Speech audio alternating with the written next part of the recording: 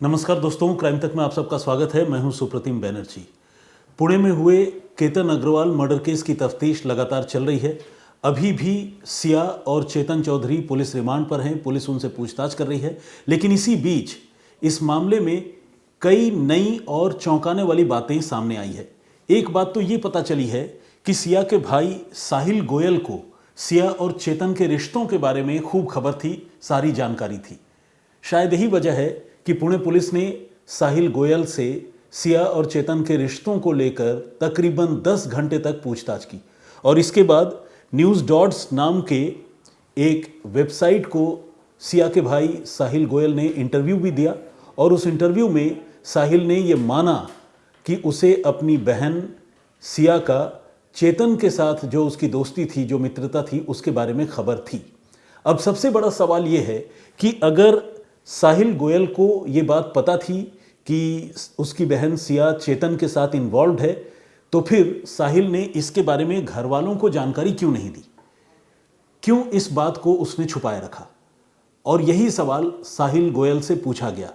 जवाब में साहिल गोयल ने यह बताया कि उसे ये तो पता था कि चेतन के साथ सिया की दोस्ती है, लेकिन वो ये नहीं जानता था कि यह दोस्ती इस लेवल की है और वो इतनी सीरियस है। खुद उसने इसे लेकर सिया से पूछताछ की थी और उससे कहा था कि क्या वो चेतन के साथ आगे बढ़ना चाहती है या फिर केतन के साथ। और जवाब में सिया ने उसे ये कहा था कि वो केतन के साथ ही अपना भविष्य देखती है, फ्यूचर देखती है और वो केतन के साथ ही शादी भी करेगी। इसके बाद सिया का भाई साहिल बिल्कुल निश्चिंत हो गया था। साहिल ने इस तरह का खुलासा एक इंटरव्यू में किया है। इसी के साथ साहिल ने यह भी बताया है कि सिया न सिर्फ केतन अग्रवाल के साथ अपने रिश्ते को आगे बढ़ाना चाहती थी, बल्कि वो प्री वेडिंग शूट पर जाने से पहले भी काफ़ी एक्साइटेड थी। यहाँ तक कि उसने प्री वेडिंग शूट में जिन गानों पर उनकी प्री वेडिंग शूटिंग होनी है, उन गानों का सिलेक्शन कर रही थी। घंटों वो वीडियो कॉल पर अपने मंगेतर केतन अग्रवाल से बातें करती थी, प्लानिंग करती थी। अलग अलग जगहों पर घूमने जाने, शादी के बाद की प्लानिंग भी वो किया करते थे। कुछ इसी तरह की बात सिया और साहिल की माँ उन्होंने भी कही है।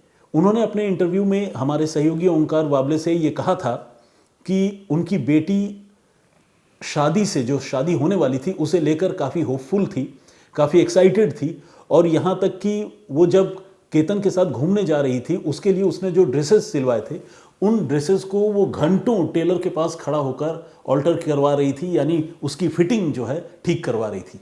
इससे ये पता चलता है कि वो फील्ड ऑफ लाइफ थी, यानी पूरी तरह से खुशियों से भरी हुई थी और वो प्लानिंग कर रही थी कि केतन अग्रवाल के साथ वो जल्द से जल्द शादी करे और अपनी ज़िंदगी अच्छी तरह से गुजारे।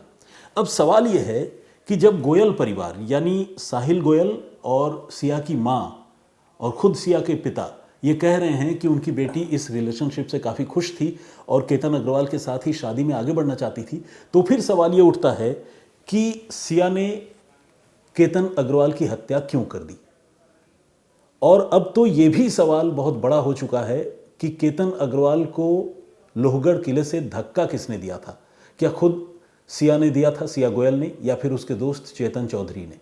और शायद इस सवाल का जवाब अब तक पुणे पुलिस को नहीं मिल पाया है। यही वजह है कि पुणे पुलिस अब सिया गोयल का लाई डिटेक्टर टेस्ट करवाना चाहती है। वैसे आप सब ये जानते हैं कि लाई डिटेक्टर टेस्ट जो है, उसके जो भी फाइंडिंग्स होते हैं वो कोर्ट में मान्य नहीं होते, एडमिसेबल नहीं होते। लेकिन हाँ, लाई डिटेक्टर टेस्ट से पुलिस को अपनी तफ्तीश की दिशा तय करने में एक मदद ज़रूर मिलती है।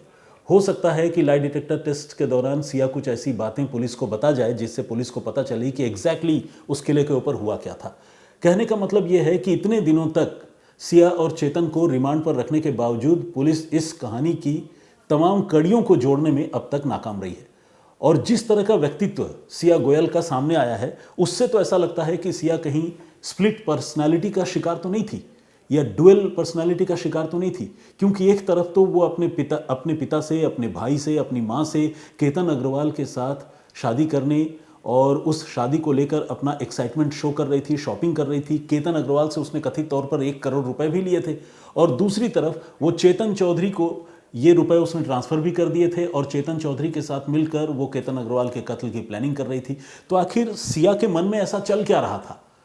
अगर तो उसे मान लीजिए केतन अग्रवाल के साथ नहीं रहना था, शादी नहीं करनी थी, तो फिर इतना ड्रामा उसने क्यों किया? क्यों उसने अपने घर वालों से ये कहा कि वो केतन के साथ ही शादी करना चाहती है और प्री वेडिंग शूट पर जाने के लिए वो अपना एक्साइटमेंट शो कर रही थी। दूसरी तरफ जब प्री वेडिंग शूट पर जाने की घड़ी आई तो फिर वो पीछे हट गई। उसने कथित तौर पर केतन अग्रवाल का पासपोर्ट फाड़कर उसे एक वॉशरूम में फ्लश कर दिया और यहां तक कि वो उस कार में भी बैठने के लिए तैयार नहीं थी जिस कार में सिया, केतन, साहिल और केतन की बहन बाली ट्रिप के लिए निकल रहे थे, यानी कार में बैठकर पुणे से मुंबई एयरपोर्ट तक के लिए जा रहे थे।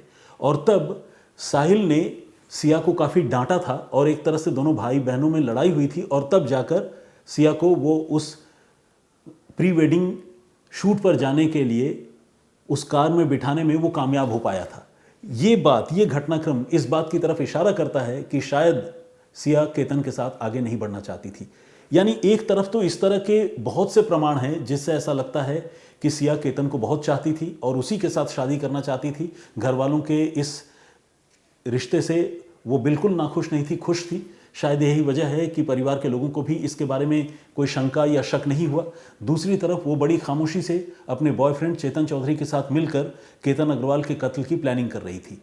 जिस तरह से उसने इस घटना को अंजाम दिया, जिस तरह से उन लोगों ने एक कैफ़े में मुलाकात कर आखिरी बार बातचीत की, जिस तरह से अपनी पहचान छुपाकर चेतन चौधरी लोहगढ़ के किले में पहुंचा, जिस तरह से लोहगढ़ के किले तक पहुंचने के लिए चेतन चौधरी ने कार की जगह टू व्हीलर का इस्तेमाल किया और जिस तरह से इस घटना को अंजाम देने से पहले चेतन और सिया ने कथित तौर पर अपने घर से तकरीबन 5 मिनट की दूरी पर लुल्ला नगर की पहाड़ी पर केतन अग्रवाल को धक्का देने का एक रिहर्सल भी किया, वो सब ये इंडिकेट करता है कि सिया की जो पर्सनालिटी थी उसमें बहुत बड़ा कंट्रडिक्शन था, बहुत बड़ा विरोधाभास था। साइकोलॉजी की भाषा में अगर हम कहें तो इसे आप डुअल पर्सनालिटी या स्प्लिट पर्सनालिटी का भी नाम दे सकते हैं। तो क्या सिया का व्यक्तित्व कुछ ऐसा ही है? ये सवाल अब पुलिस के सामने खड़ा हो गया है और इसीलिए पुलिस अब इस मामले में सिया गोयल का पॉलीग्राफ टेस्ट करवाना चाहती है। एक और बड़ी ही शॉकिंग जानकारी सामने आई है, वो ये कि जब भी केतन अग्रवाल को ऊपर से धक्का दिया गया, लोहगढ़ किले के ऊंचाई से उसे नीचे फेंका गया तकरीबन 320 फीट गहरे खाई में, उससे पहले सिया ने बातों ही बातों में अपने मंगेतर केतन अग्रवाल का मोबाइल फ़ोन अपने पास रख लिया था, ले लिया था। यही वजह है कि जब केतन अग्रवाल नीचे गिरा तो मोबाइल फ़ोन ऊपर सिया के पास ही था। सिया ने उस मोबाइल फ़ोन को अपने पास रख लिया और देर से उसने वो मोबाइल फ़ोन केतन के घर वालों को सौंपा।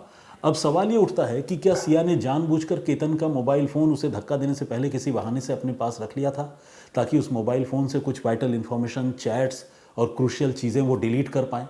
पुलिस अभी इस पहलू की भी पड़ताल कर रही है। ये बात अपने आप में बहुत अजीब है। वो इसलिए भी अजीब है क्योंकि आज के ज़माने में चाहे वो हस्बैंड वाइफ हों या फिर मंगेतर हों, बॉयफ्रेंड गर्लफ्रेंड हो, आसानी से कोई भी अपना मोबाइल फ़ोन किसी को नहीं देता और अगर देता भी है तो कुछ देर के लिए देता है, जहाँ कोई चीज़ चेक करने या देखने की बात होती है। लेकिन यहाँ तो मोबाइल फ़ोन सिया ने अपने हाथों में रख लिया और केतन को नीचे धक्का दे दिया। ये कैसे संभव हुआ? पुलिस अब इसके बारे में भी पता लगा रही है। तो कुल मिलाकर जो बातें अब तक सामने आई है उससे ये क्लियर होता है कि सिया के घर वालों को, खासकर सिया के भाई साहिल गोयल को, अपनी बहन सिया के चेतन चौधरी के साथ रिश्तों के बारे में खबर थी, लेकिन इसके बावजूद वो खामोश था। पुलिस अब ये जानना चाहती है कि क्या साहिल को लव अफेयर के बारे में भी पता था? क्या साहिल को ये पता था कि इस केस का, इस मामले का कॉन्सिक्वेंसेस ऐसा भी हो सकता है? इसके बावजूद वो खामोश रहा। अगर वो सब कुछ जानते हुए भी चुप रहा तो इसकी वजह क्या थी? पुलिस ये भी क्रॉस चेक करके देखना चाह रही है कि कहीं इस मामले में साहिल की कोई भूमिका तो नहीं है। हालांकि किसी को पुलिस ने और आरोपी नहीं बनाया है, लेकिन यह भी सच है कि पुलिस ने अभी भी किसी को पूरी तरह से क्लीन चिट नहीं दी है। इन दो लोगों को, सिया और चेतन को तो पुलिस ने गिरफ्तार किया है, लेकिन इनकी गिरफ्तारी के बावजूद इस मामले से जुड़े कई सवाल अब भी अनसुलझे हैं और सबसे बड़ा सवाल तो यही है कि केतन अग्रवाल को धक्का किसने दिया था। और शायद इसी सवाल का जवाब जानने के लिए लाई डिटेक्टर टेस्ट की कोशिश पुणे की पुलिस कर रही है। मैं फिर हाजिर होऊंगा किसी और कहानी, किसी और वाकये के साथ। आज के लिए इतना ही। फिलहाल मुझे इजाज़त दीजिए। जय हिंद, जय भारत।